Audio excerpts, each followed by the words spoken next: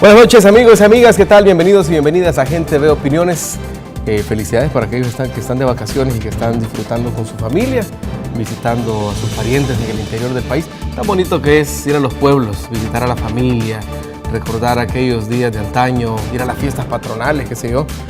Tantas cosas que se pueden hacer, hay que aprovechar bien el tiempo en lugar de andar buscando los accidentes de tránsito, buscando lugares donde hay demasiada aglomeración de personas. Mejor mire, váyase de paseo.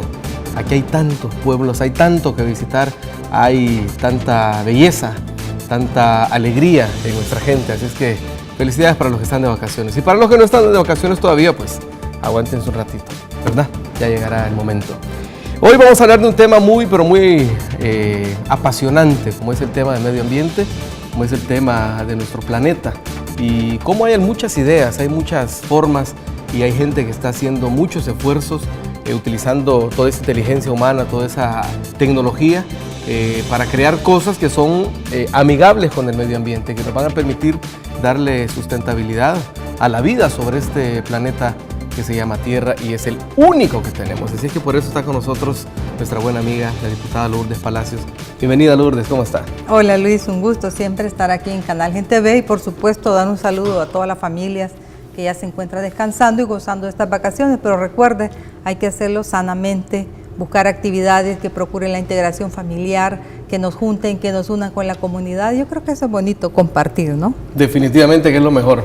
Bueno, nosotros vamos a compartir por acá algo muy interesante. Fíjense que recientemente un grupo de diputados y diputadas estuvieron allá por España, en Barcelona, y hoy vamos a conocer con Lourdes Palacios el resultado de esa visita, porque es bien interesante el esfuerzo que se está haciendo en países de primer mundo y que por qué no hacerlo acá. Y de eso justamente se tratan, en este caso, la misión que tuvieron diputados y diputadas, pero ¿quién mejor para contarnos que tú, Lourdes? ¿Cómo estuvo este viaje? ¿De qué se trató esa visita? Bueno, Luis, quiero comentarles a la población salvadoreña que tuvimos la oportunidad de establecer un intercambio con dos regiones de España, una es Cataluña y la otra es Navarra. Estuvimos en dos regiones en este país, porque la Junta Directiva de la Asamblea Legislativa tiene como uno de sus puntos centrales de la gestión el tema medioambiental.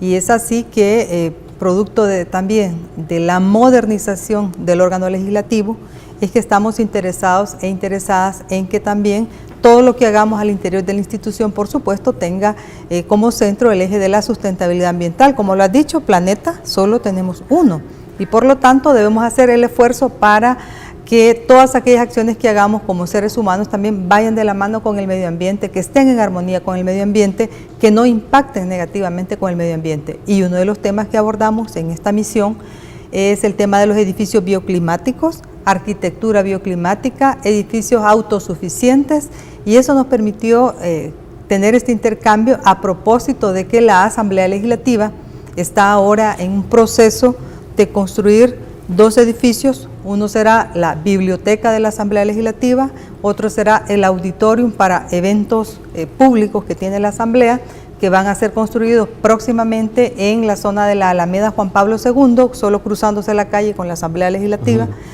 Y por otro lado, se ha iniciado también la gestión de recursos financieros para la construcción del edificio que albergará las oficinas de los diputados y diputadas en un futuro mediano. Entonces, hacer estas edificaciones en El Salvador a la Asamblea Legislativa nos pone también en el desafío, en el reto de decir qué tipo de edificación queremos, cómo vamos a hacer que la inversión que se haga efectivamente sea para una reducción de costos al mismo Estado, para los fondos públicos, pero que también vaya, como he dicho, de la mano con el medio ambiente. Eso es lo que fuimos a hacer a las dos regiones, tanto a Cataluña como a Navarra. Y lo que pasa es que hay que ver que un edificio, la construcción de un edificio, en este caso de oficinas y de trabajo para el servicio público, puede ser carísimo. Exacto. Pero también puede ser, pueden reducirse costos, es decir, y también puede hacerse de tal suerte que no se tenga que, por ejemplo, voy a poner algo que es como fundamental, digamos, la climatización de los espacios, ¿verdad? Es decir, las oficinas y el manejo de la temperatura. Ya hay formas, y entiendo que esa es la experiencia que fueron a ver. Son 12 lugares, si no me equivoco, Terza, la Pérgola de Vela, Icaen, Vimusa, Goel, la iglesia, es una iglesia, la Agencia Cataluña de Cooperación al Desarrollo, la Agencia de Energía de Barcelona, el Parlamento de Cataluña, la Comisión de Relaciones Exteriores, dice por acá el CENER, Nasubinsa, Ecociudad, que de esto de la Ecociudad ya tuvimos la oportunidad de estar viendo fuera de cámara algunas imágenes y es realmente impresionante, ya lo vamos a ver también en pantalla para que podamos compartir. Y los proyectos de, yo creo que no, del alcalde de Villa, de un municipio que se llama Villaba. De Villaba. Sí. Ahora, ¿cómo percibieron ustedes como diputados y diputadas esta experiencia de poder ver de primera mano? Porque a veces uno puede leer de esto en internet o en algunos libros, pero ¿cómo ha sido la experiencia de verlo de primera mano y qué factibilidad existe de poder implementar ese tipo de tecnologías en el país? Sí, bueno, la Junta Directiva de la Asamblea Legislativa tiene un comité de gestión ambiental. Ese lo integramos 3 diputados. La diputada Sandra Salgado de Gana, el diputado Vicente Mengíbar de Arena y su servidora Lourdes Palacios del FMLN, que somos los que tenemos a cargo la gestión ambiental de la institución junto con la unidad ambiental. Es así que nuestra preocupación para ver este tipo de experiencias se centra en lo que ya avanzó España en la investigación, en el conocimiento, en la práctica de este tipo de edificaciones. Y fíjate, Luis, que algo que sí nos decían en el caso del CENER, que es el Centro de Investigación de Energías Renovables, nos dicen, miren, nosotros ya probamos, ya nos equivocamos, ya sabemos qué funciona, qué es lo que no funciona. Latinoamérica ahora tiene la enorme oportunidad de hacer las cosas bien desde el principio. Justamente. Entonces, a nosotros nos da la pauta de decir, vamos por el camino indicado, en el sentido de que todas las inversiones públicas deben de tener ahora también esta óptica medioambiental, porque ya no podemos seguir tratando al planeta como ha sido, tiene un límite y además el medio ambiente es vulnerable, entonces nosotros no podemos seguir con una lógica del pasado de seguir haciendo lo mismo. Ya sabemos que nos pone a presión, como decías, el ejemplo, por ejemplo, de climatizar los edificios hacia adentro. ¿Cuánto edificio bonito se ve por fuera?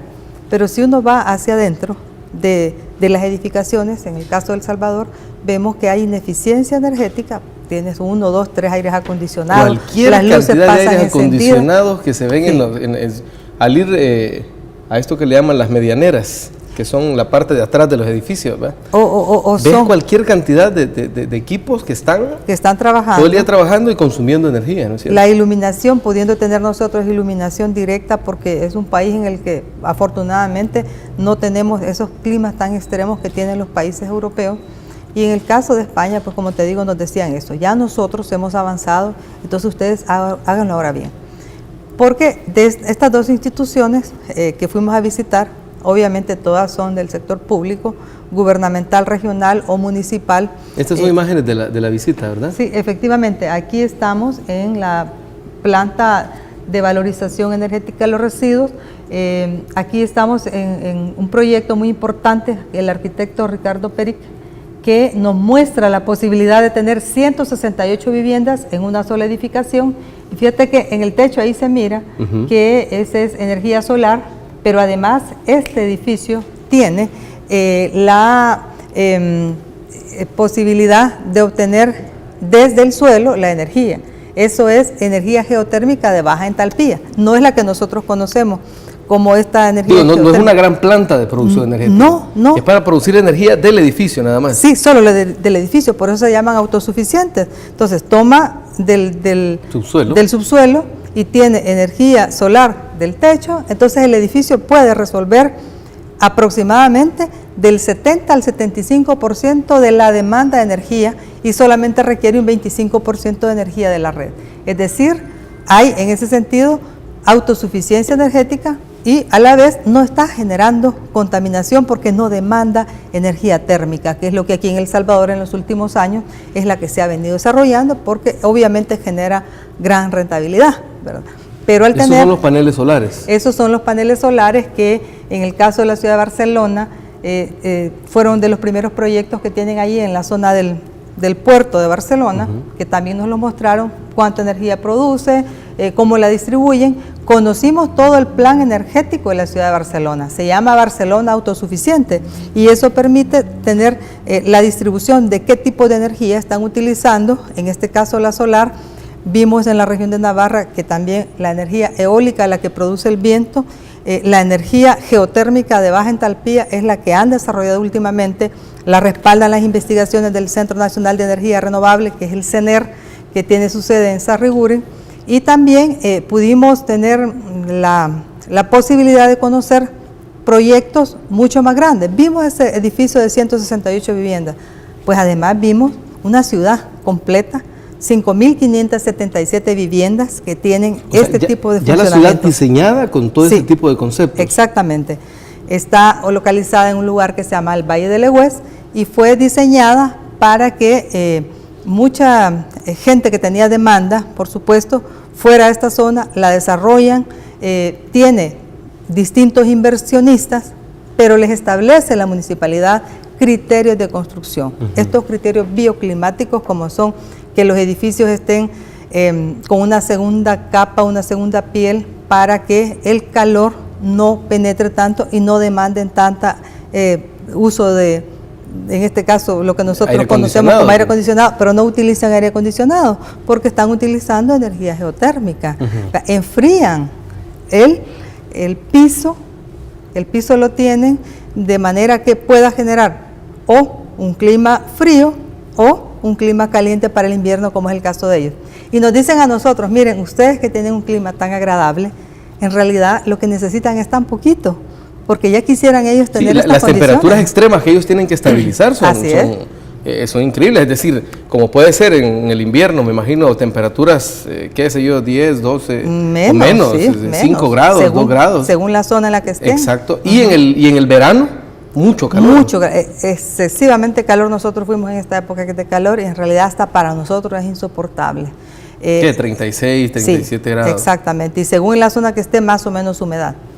Pero lo que ya han desarrollado, y vimos ejemplos, desde lo que fue la experiencia de conocer una iglesia, un edificio que congrega a personas ahí para la fe, pero con servicios comunitarios alrededor. Y que ¿Esto es en la ciudad que nos dijiste? Estos son paneles solares, efectivamente, son paneles solares. Todos estos son utilizados para generar energía para las propias edificaciones. Esta es la energía eólica. Está la energía eólica, exacto. Esta es la energía eólica que está muy desarrollada en la zona de Navarra, donde está justamente el CENER, el Centro Nacional de Energía Renovable, que investiga todo tipo de energía, de biomasa, investigan la eólica, investigan la solar, la geotérmica, pero están combinando la investigación de la energía, los tipos de energía, con las infraestructuras. Entonces eso está produciendo ahora, esta es la ciudad de Sarriguren, donde están construidas las 5.577 viviendas. Esto solamente es una parte porque la ciudad es inmensa, solo allí viven aproximadamente 15.000 personas. Esta es la iglesia, y la iglesia lo que sí también nos mostró es que además los materiales que han utilizado todos son reciclables. Esta es la que nos decías, que esa pared que se ve ahí, la alta, sí, es construida con latas. Ese techo es lo que le da la iluminación, porque al otro lado tiene cristales, pero lo que le está, ese material es aluminio, latas de aluminio que han sido compactadas, y eso es lo que le está dando una segunda piel también al edificio para tener ahí, lo térmico llega hasta ahí, pero no calienta la pared, entonces no calienta el edificio. Son materiales reciclables los que utilizan ahí, de igual manera al interior, porque las divisiones de las paredes están utilizando tecnología LED, luces LED, si están utilizando algún tipo de alfombra, también es reciclable. Hemos visto también, ahí tenían una guardería en la iglesia que la abren perfectamente, y hay esa segunda piel, esa segunda capa que tiene el edificio, en realidad es como una enorme red con puntos que permite la filtración del aire, entonces no necesitan aires acondicionados y permiten iluminación. ¿Qué faltaría, Lourdes? ¿Qué faltaría en nuestro país? ¿Cuál sería, digamos, un siguiente paso luego de conocer todas estas experiencias? ¿Qué faltaría para hacer todo esto real aquí en nuestro país, que se pueda aplicar y que podamos ya de por vida cambiar muchos de los sistemas que tenemos, que son obsoletos y que consumen harta energía? Bueno, fíjate que en el caso del Centro Nacional de Energías Renovables, también con el ICAE, que es el Instituto de Energía de Barcelona, y con el Parlamento de Cataluña, con quien también nos reunimos en la Comisión de Relaciones Exteriores. De igual manera tuvimos la reunión con la Cooperación Catalana al Desarrollo, con la directora, que fue también una mujer muy interesada en conocer esta visión desde la Asamblea Legislativa. Bueno, todas estas instituciones nos dijeron, estamos en la posibilidad de cooperar con ustedes técnicamente, la asesoría para las edificaciones que vayan a hacer, les podemos dar el apoyo para la construcción de legislación al respecto, porque si queremos tener cambio en el país, cambio de fondo, en realidad hay que cambiar la lógica con este tipo de edificaciones, y por supuesto que las universidades en eso tienen un papel central. Nos dijeron sin ningún problema, también nosotros con las universidades podemos establecer convenios para que alumnos, alumnas vayan a estos centros y vean de que sí ya es posible, que es una realidad. Es, como ellos dicen, solo es de cambiar un poquito la lógica, porque la formación de un profesional en ingeniería, en arquitectura, ya la tienen, pero ahora solamente es de cambiar la lógica en este sentido. De igual manera, las decisiones que se toman desde las instancias que tienen que ver con los permisos, con las autorizaciones, etcétera. Pero que, quiero decir, en estos dos sentidos, tanto en la asistencia técnica, en el apoyo, en la asesoría, hubo una enorme apertura, como de parte del Parlamento, y en el caso del CENER, que también nos dijeron, miren, estamos muy interesados en que si ustedes van a hacer una ley marco de energías renovables también, pues cuenten con nosotros, que tengamos la confianza de que ellos ya avanzaron y que pueden transmitirnos toda esa experiencia y esos conocimientos. Entonces, personalmente puedo decir que fue una misión con un objetivo más que logrado, porque solo íbamos con la expectativa de conocer, pero llegamos a obtener más, porque hubo mucho interés en el caso del Instituto del ICAEN, que es del gobierno de Cataluña, es el encargado de ver el tema de las energías, y tanto así que nos presentaron todo su plan de ciudad y nos dijeron, esto es como nosotros nos organizamos. Por supuesto que no es automático y no es que nosotros vamos a copiar eso. Tiene que ser un proceso, me imagino. Un proceso largo, ¿no? Y además que vayamos nosotros con la posibilidad que tenemos ahora en un proceso gradual. Y parte de ese proceso gradual es el que como asamblea queremos impulsar, una asamblea que ha tenido ahora, en estos 2 últimos años, especial interés de trabajar para y por el medio ambiente, de tal manera que nos ponga en las instituciones públicas como ese ejemplo, que nos ponga dentro de la institucionalidad pública como los que vamos a dar el ejemplo concreto de que sí es posible hacerlo. Y eso sería a través de construir estos edificios ya con estas tecnologías, ¿no? Exactamente. Esa es la idea. No, y definitivamente que por eso es interesante conocer, como les decía la gente que les recibió allá, que ellos ya caminaron, ellos ya cometieron errores, ellos ya se equivocaron, ya experimentaron, y ya lo que nos pueden transferir es tecnología ya comprobada. Efectivamente, entonces ya no es que tenemos nosotros que volver a probar. El CENER ya nos dijo, miren, nosotros ya tenemos hasta los parámetros científicos para decir hasta dónde sí, hasta dónde no se puede impulsar una de estas tecnologías. Entonces ya no hay más que hacer, solamente tienen ustedes que ponerlo, por ejemplo, en un marco normativo. Y eso es importante porque ya nosotros, como legisladoras y legisladores, no solamente fuimos a observar, a ver y a conocer este tipo de edificaciones, sino que ellos también nos dicen, vamos a compartir con ustedes todas esas normativas que ya tenemos. Y ese fue el compromiso con la Comisión de Relaciones Exteriores en el Parlamento de Cataluña, que también tuvimos una interesantísima reunión.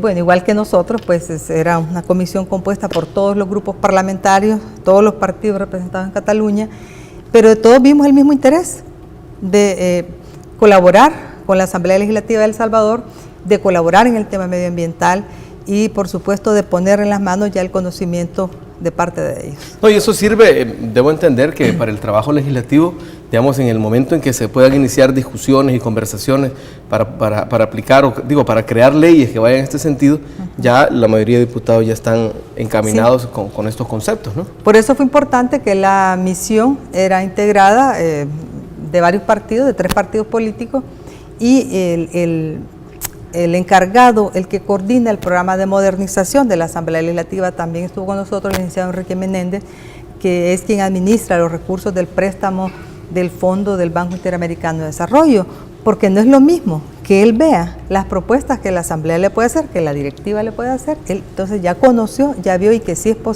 posible hacerlo, y por lo tanto defender alguna de las propuestas con el Banco Interamericano. El proyecto de modernización de la Asamblea por hoy ha sido muy flexible en ajustar los requerimientos en materia de medio ambiente de nuestra Asamblea Legislativa, porque déjame decirte que ya tenemos un proyecto de energía solar en la Asamblea. Tenemos ahora instalados apenas 7 paneles en una zona de parqueo, pero estamos con el proyecto próximamente, ya a finales de este año, de ampliar la generación de energía solar en la Asamblea Legislativa, que estará en el edificio de comisiones.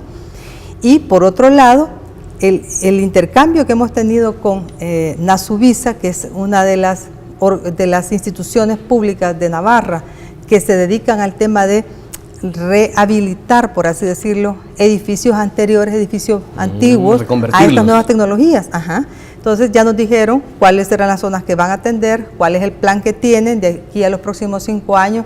Cambiarán, por ejemplo, toda la lógica de la ciudad de Pamplona para convertirla a estas tecnologías, y la arquitecta nos dice, miren, ustedes pueden rehabilitar los edificios que ya tienen. Ahí me quiero quedar con una frase, para irnos al corte, con una frase que dijiste, es posible. Sí, porque realmente es posible cambiar de mentalidad, es posible salvar el planeta. Es decir, a veces parecieran frases trilladas y frases sacadas de alguna película, pero no, en este caso estamos hablando de la vida real, de cómo el país puede cambiar esa mentalidad, porque de lo contrario, no vamos a durar mucho como planeta. Ya regresamos con más. Esto es Gente Ve Opiniones.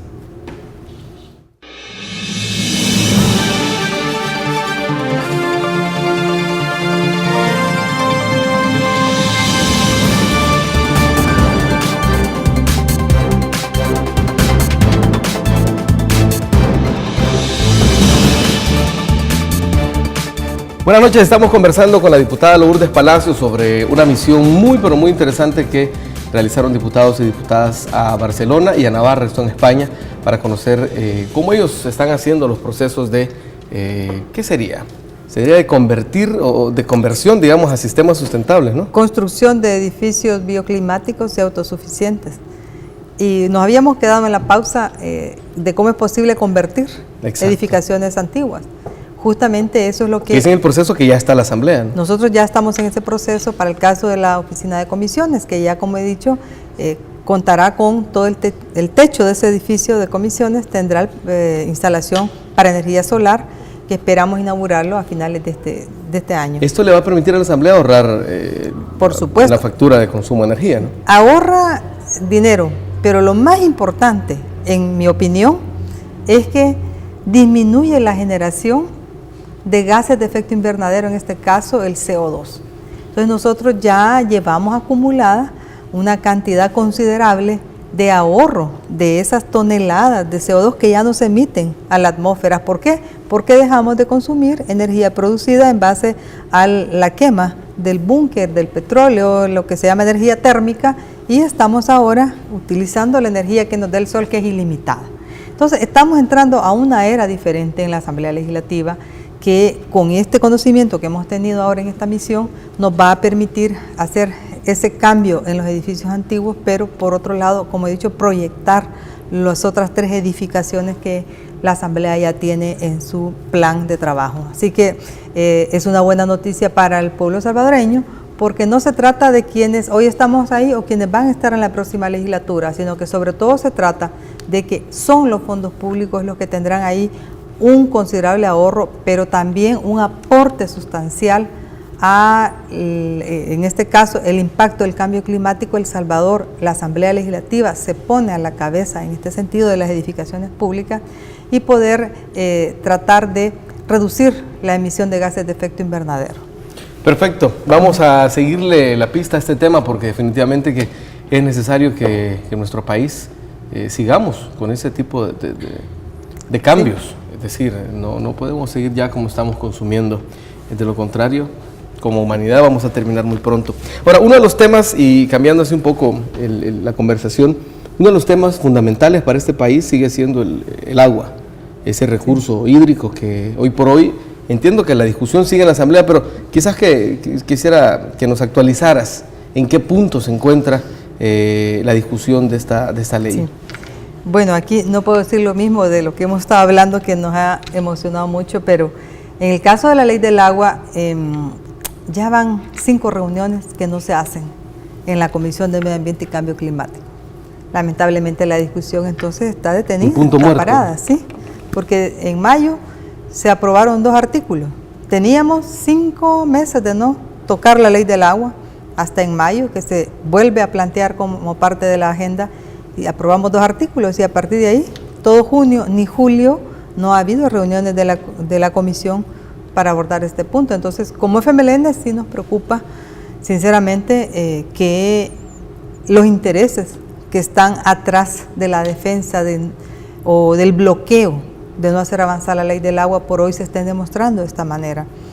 No llegan los diputados, llegan tarde, llegan solo a firmar, es decir, hay una táctica dilatoria para que la comisión no se instale y entonces no se aborda el tema de la ley del agua, que prácticamente era el único tema que teníamos ya en estudio. Ahí sería bueno, y no me dejarás mentir, que la ciudadanía también presione a sus diputados, es decir, hay que ver qué partidos son los que no están o que tienen esta táctica dilatoria, qué partidos son los que no le están poniendo interés y que ustedes como ciudadanos y ciudadanas que votaron por X o Y partido y que apoyaron a X o Y candidato a diputado o diputada le exijan, porque esta es una ley urgente en nuestro país, sí. O sea, no podemos seguir así como estamos. Sí, porque como yo siempre he dicho, aquí en otros espacios también de comunicación, el agua no cae del chorro, el agua viene de la naturaleza. Y si esta ley, que es la que va a procurar la gestión del agua de la naturaleza, no existe, entonces las competencias de las entidades públicas son limitadas para hacer una acción respecto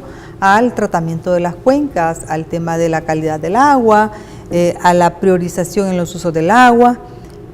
Garantizar el derecho humano al agua desde esta ley parte desde su aprobación inmediata, como has dicho, es urgente, porque eso le da la posibilidad entonces a la entidad autónoma administradora del agua potable que entonces pueda tener disponibilidad del recurso. Pero si tenemos las condiciones en las que estamos críticas del agua, de la contaminación, de que como no se gestiona, entonces esta agua se va, pasa por el país pero se va. No tenemos capacidad de infiltración, eso hay que discutirlo con todas las municipalidades, tenemos que trabajar desde lo local, eso es lo que está planteando esta ley.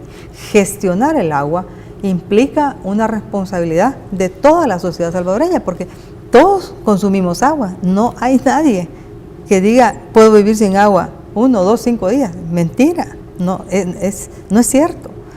Ni tanto en la familia para el consumo humano doméstico, ni tampoco para la labor productiva. Nadie puede decir que no utiliza agua. ¿Quién que diga que no utiliza agua en cualquier proceso productivo? Por el más mínimo que sea, utiliza agua, y agua es una de las determinantes también del desarrollo económico del país. Entonces, esta ley, al no aprobarse, entonces nos vuelve cada vez más difícil poder plantearnos procesos de desarrollo si no tenemos aprobada la ley del agua. Y ahora, tenemos una gran ventaja, entiendo, porque agua, afortunadamente en este país hay. Sí, y fíjate que hoy justamente hoy que fuimos a esta misión en España, dicen, mire, tenemos nosotros tan bajas precipitaciones, es decir, tan poca lluvia, y aún con eso, por la administración que hacen allá desde las cuencas hidrográficas, todas las familias tienen agua, porque la administran y la gestionan perfectamente. A pesar de que tienen quizás la 4ª parte de lo que nosotros tenemos en agua, imagínate. La 4ª parte. La 4ª parte, ¿verdad? Entonces, nosotros tenemos esa enorme posibilidad, pero no basta con que solamente caiga del cielo. Lo que hemos dicho, gestionarla, administrarla, quiere decir, miren, se necesita que el agua esté infiltrada, que necesita que los pozos estén con tal calidad de agua. Necesitamos también que la gente participe en esa gestión y protección de las cuencas hidrográficas, de tal forma que exista el agua y que esa pueda llegar a cada hogar. Ahora, la responsabilidad de la autónoma es que la red llegue a todos los hogares. ¿Y hasta ahí? Hasta ahí, pero ¿de qué sirve que tengamos red si no tenemos agua? Ahora, yo quiero que hagamos el análisis en 2 líneas. Uno, por un lado, ¿quiénes se benefician de que no existe una ley, de este desorden organizado que existe? Y 2, entonces, ¿hacia dónde quieren llevar quienes están interesados en que por lo menos esta ley no se apruebe? Sí. Hay que recordar un antecedente muy reciente. El año pasado estábamos avanzando en la discusión de esta ley. ¿Qué lo frenó? La ley de asocio público-privado, porque ahí estaba planteado que esta ley de asocio público-privado tuviera el agua. Entonces el agua considerada como una mercancía, no como un derecho humano. Entonces son las dos visiones que se han enfrentado hoy en la Asamblea Legislativa, que el agua es mercancía, lo defiende el Partido Arena, y que el agua es derecho humano, lo defendemos nosotros. Ahora, lo que ya se logró es que en la Constitución de la República está como un derecho humano. Bueno, queremos que esté como un derecho humano, por eso hemos planteado también la reforma constitucional para incorporar ese derecho humano al agua. Pero aquí hay algo también importante. Por ser el país miembro de Naciones Unidas y que ya se aprobó que el agua es un derecho humano, entonces lo que tiene que hacer El Salvador es ratificar eso. Es ratificar la Constitución y por lo tanto legislar al respecto. Esto es algo que hace como 10 años que se planteó desde la ONU que debería de legislarse respecto al derecho humano al agua. Tenemos esa deuda, es una deuda social y que lamentablemente los intereses mercantilistas por hoy están obstaculizando eso. Si no, veamos cuál fue la posición que planteó ENADE en su reciente reunión. Lo que plantean ahí ellos como ley es gestión privada del agua, entonces el agua es una mercancía. El que tenga dinero podrá pagar el agua y el que no tenga se quedará sin nada. Si no, veamos el ejemplo de Chile, en que se han concesionado, se han vendido los derechos de los ríos y entonces se ha vendido los ríos por segmento, administrados por segmento. El derecho por partes de los ríos y entonces la gente no tiene acceso, aunque el río pase cerca, a la parte de su propiedad no tiene derecho porque es dueña de una transnacional. Por ejemplo, no me crean a mí, véanlo, toda la información está disponible hoy con esta maravilla que es el internet, está toda esa información planteada. Ahí tienen una gestión privada del agua. Esa es una dificultad para mucha gente que no tiene posibilidad de acceder económicamente a tener el agua. Bueno, y de gestiones privadas, ahí tenemos el ejemplo de las pensiones, ¿no? Que ahora estamos pagando las consecuencias. Para muestra un botón, por ejemplo, el tema de las privatizaciones que nos han dejado El Salvador un saldo negativo para la gente mayoritariamente excluida. Entonces, aprobar la ley del agua con el enfoque de Cuenca y garantizando el derecho humano al agua es lo que va a permitir hacer todas esas acciones desde la institucionalidad pública. Porque el otro punto que se plantea de parte de Arena es que no quieren que el Ministerio del Ambiente sea el ente rector. Ahora yo no me explico qué ente rector quieren. Si el Ministerio de Ambiente y Recursos Naturales y el agua en tanto recurso natural, ¿quién lo va a gestionar si no es el Ministerio? Ellos hablan de un consejo administrador. Ellos hablan de una figura autónoma. Privada, Ellos hablan de una figura autónoma cuya junta de gobierno sean 5 privados y 2 de la institucionalidad pública. O sea, ¿en qué cabeza cabe que el agua va a ser administrada solamente, mayoritariamente por las manos privadas? El ejemplo que has puesto vos ya nos ha dejado claro a dónde estamos ahora en materia de pensión. Sí, porque el enfoque entonces sería verlo como negocio, verlo que si el que tiene para pagarla verlo la paga, como rentabilidad, verlo como rentabilidad. Entonces, esas son las preocupaciones que nosotros hemos expresado y que coincidimos con muchas de las organizaciones integrantes del Foro del Agua, la Alianza Ambiental también, que nos ha hecho repetidísimas peticiones a la Asamblea, a la Comisión de Medio Ambiente, para que la ley se discuta lo más pronto posible. Tenemos 8 años de tener ese expediente en la Asamblea, Luis, 8 años de que está en la Comisión de Medio Ambiente. Y ahora que habíamos avanzado, el año pasado hasta la mitad, ahora al año volvemos a tocarla, se aprueban 2 artículos y nuevamente ahí hacen ellos alianzas, la derecha, y se opone a la aprobación de la ley de agua. ¿Cuál debe ser la actitud de la gente, Lourdes, ante este tema? Nadie, como hemos dicho, puede vivir sin agua. Por eso decimos que el agua es vida. Y si bien es cierto, las comunidades son las que han estado planteando a la Asamblea Legislativa esta necesidad, porque son, por supuesto, la gente más pobre, la más afectada, yo debo decir que toda la población debe movilizarse ante la Asamblea Legislativa y exigir que esta ley se apruebe. No hay de otra, no hay de otra. Ahí hay diputados de La Libertad, de Sonsonate, de aquí de San Salvador, a quienes ustedes pueden dirigirse para plantearles la necesidad urgentísima de que esta ley del agua se apruebe. Y si no, pues lleguen también a la Asamblea Legislativa. La Comisión de Medio Ambiente y Cambio Climático sesiona todos los días martes a las 2:30 de la tarde. Este último mes, 5 reuniones han fracasado, pero esperemos que después de las vacaciones podamos tener esta reunión, llegarla nuevamente a sistematizar Y yo debo decir, este es un derecho humano, no hay que dejar que otros decidan por ustedes. Ustedes son los que nos eligieron a nosotros. Nosotros como representantes de ustedes en este órgano de Estado, como FMLN, nuestro compromiso es legislar a favor de las mayorías y una de ellas es la ley del agua. Bueno, Lourdes, vamos a ir a una pequeña pausa, pero cuando regresemos hay otro tema de palpitante actualidad que me gustaría que también nos comentaras y tiene que ver con la reforma tributaria que se aprobó la semana pasada en la Asamblea Legislativa. Ya regresamos, una pausa.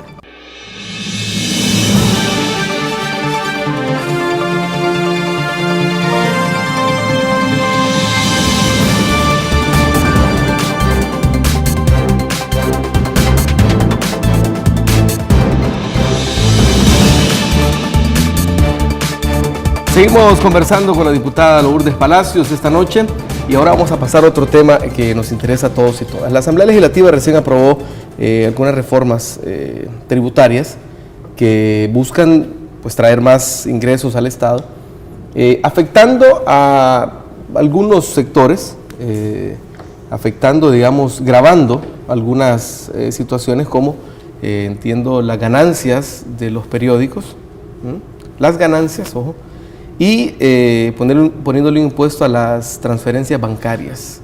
Ahora, de esto se dice de todo, y entiendo que la reacción de la empresa privada, bueno, le pedían incluso al presidente de la República, Salvador Sánchez Serén, que vetara estas reformas.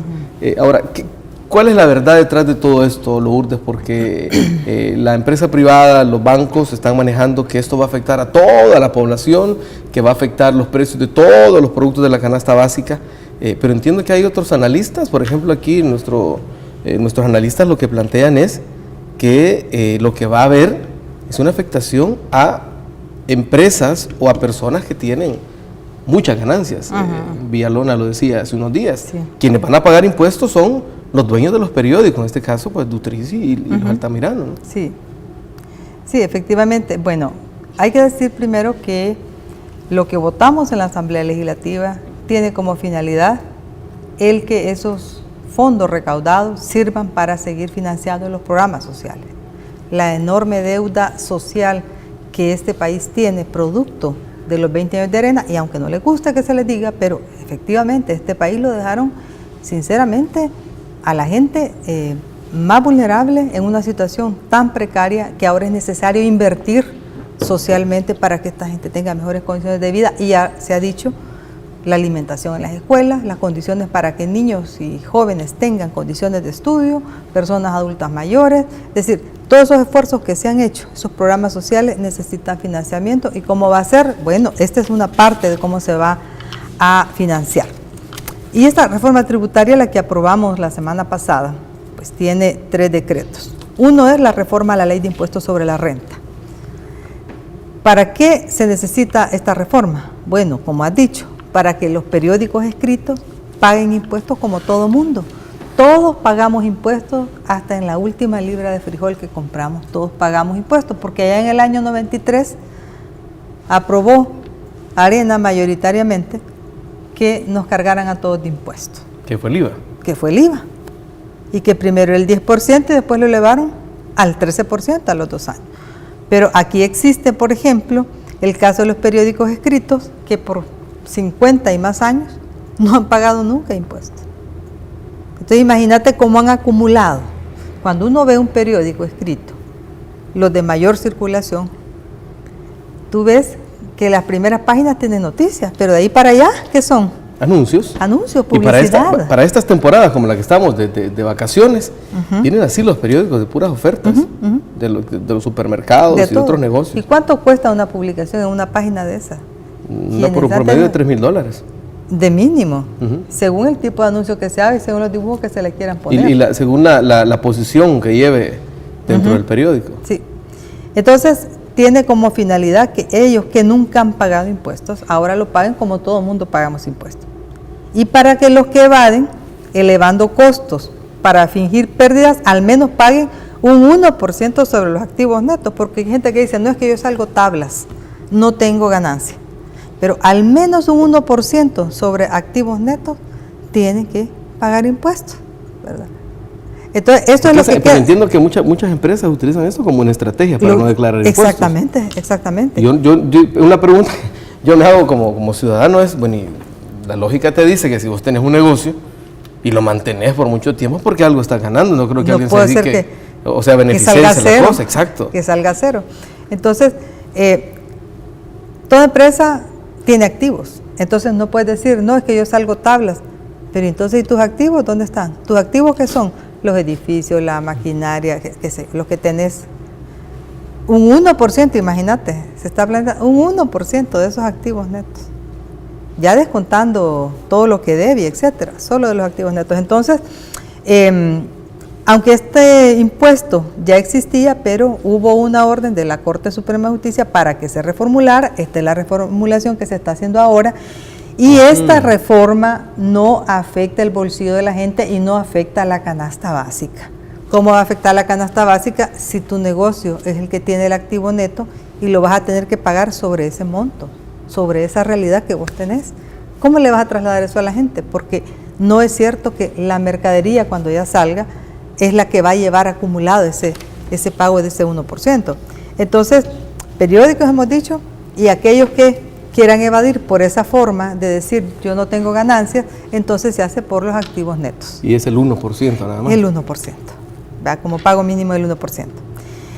Se hizo también la aprobación de la reforma al Código Tributario.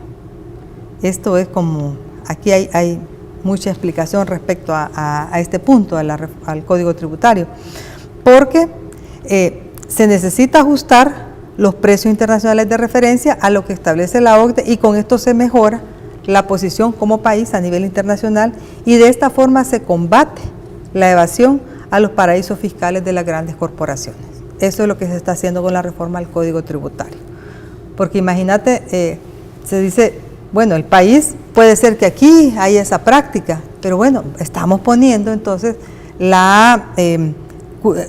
como se dice el dicho, ¿no? Curándonos en salud, para que no sea considerado nuestro país como un paraíso fiscal y que entonces se evadan aquí ese tipo de impuestos.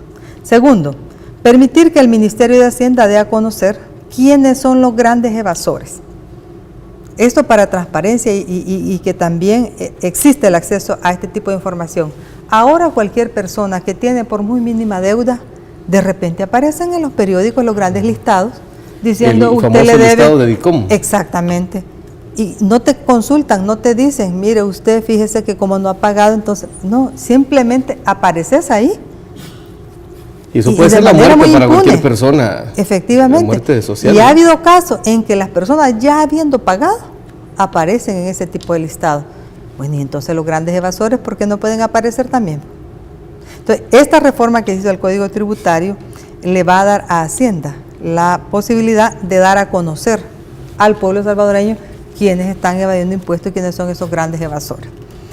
Y por otro lado también, esto fue muy bonito porque a la hora de estar leyendo el decreto, efectivamente queda claro que hay que controlar los pagos electrónicos con número de NIT y con número de factura para evitar la evasión en las ventas electrónicas. En las ventas electrónicas, ¿quiénes son los que tienen acceso a ventas electrónicas?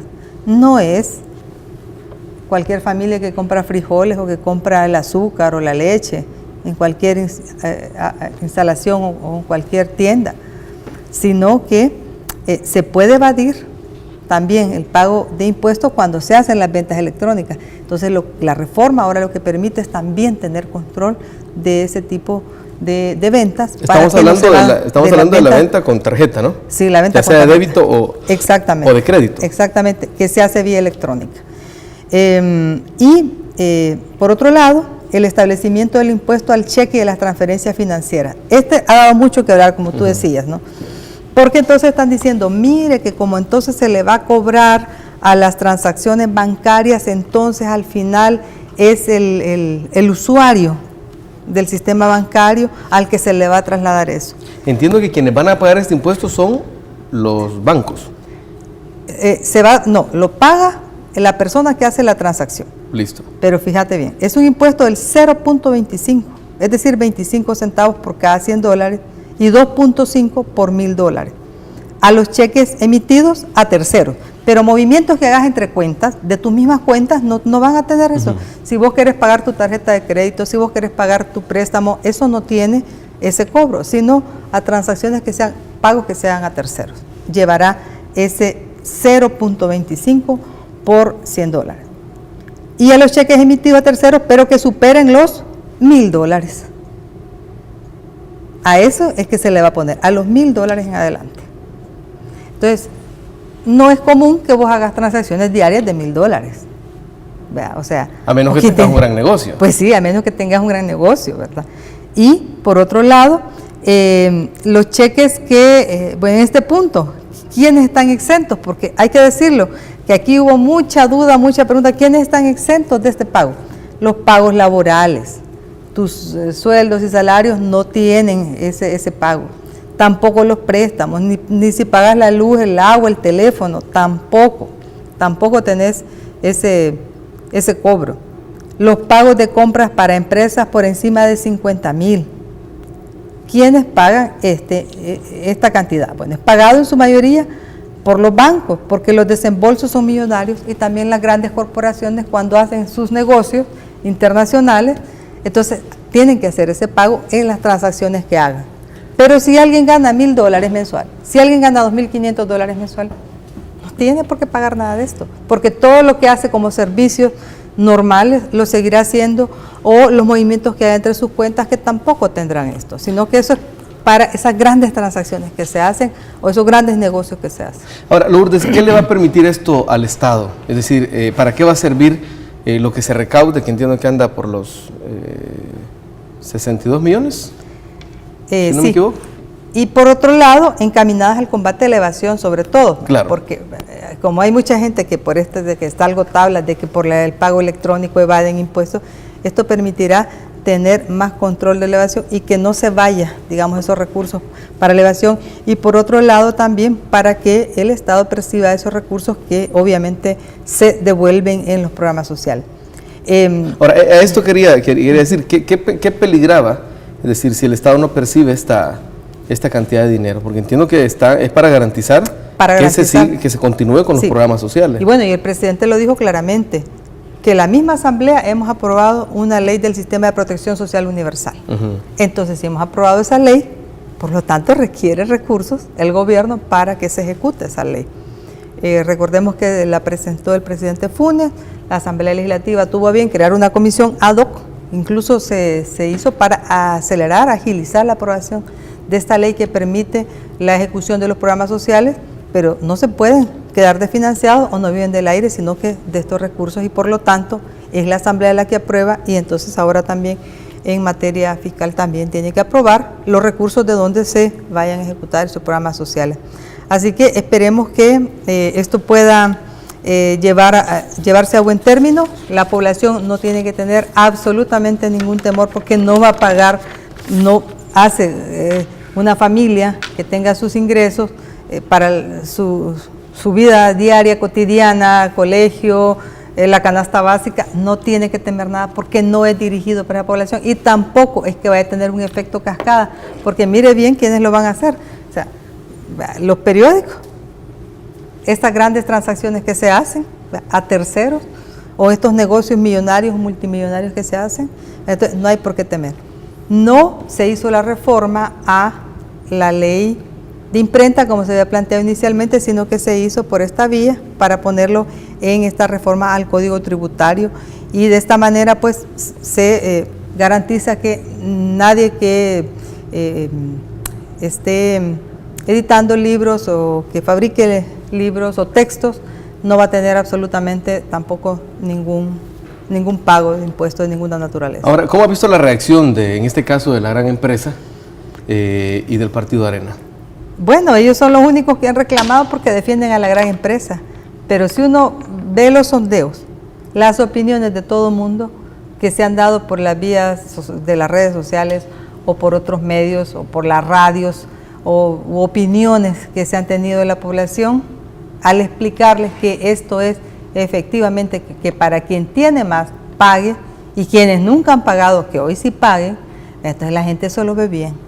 lo ve totalmente bien. La opinión pública generalizada es a favor de esta reforma fiscal y, por supuesto, sabiendo que esos recursos se dirigen para la ejecución de estos programas sociales que nosotros mismos como Asamblea aprobamos. Entonces, ha sido una reacción positiva de parte de la población, pero obviamente el Partido Arena, es más, yo debo decir, hasta engañando, porque lo escuché tanto la noche del miércoles como el jueves, de que el FMLN había hecho un fraude procesal, yo entre comillas, porque lo que ellos estaban diciendo es que al llevar las piezas de correspondencia con estas propuestas de la reforma del Código Tributario y la reforma a la Ley de Impuestos sobre la Renta, ellos decían que nosotros lo habíamos hecho como ilegalmente, por eso fraude procesal, porque eso tenía que haber sido una pieza C que llegara a la comisión. Tecnicismo, porque además no es cierto. Cuando una iniciativa es llevada por un diputado o diputada al seno del Pleno de la Asamblea Legislativa, puede aprobarse ahí si la mayoría lo decide. Y eso es lo que pasó. No hay tal fraude procesal, es totalmente legal, legítimo y es para beneficio de la mayoría de la población salvadoreña. Bueno, Lourdes, ha sido definitivamente enriquecedora la conversación de esta noche. Gracias por venirnos a poner al tanto de lo que sucede en la Asamblea Legislativa, pero el tiempo se nos ha acabado, pero gracias por aceptar la invitación. Con mucho gusto, Luis, y un saludo como siempre para todo el personal de Gente Ve y a la ciudadanía salvadoreña también que sintoniza opiniones. Bueno, quédense con la programación de Gente Ve porque viene más para todos y todas.